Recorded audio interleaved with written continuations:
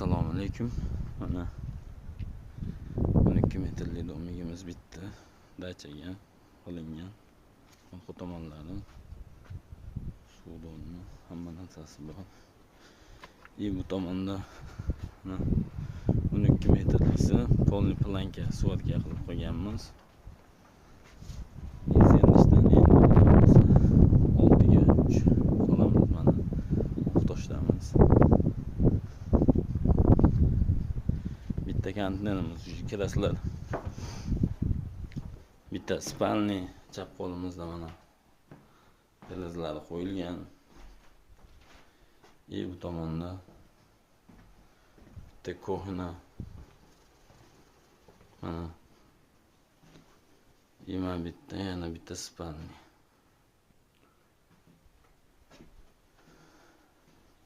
Bu dushovoy mana ko'rishlar mumkin. Hozir hammasi uстановка berganmiz. Vanna, smestin, rakovina.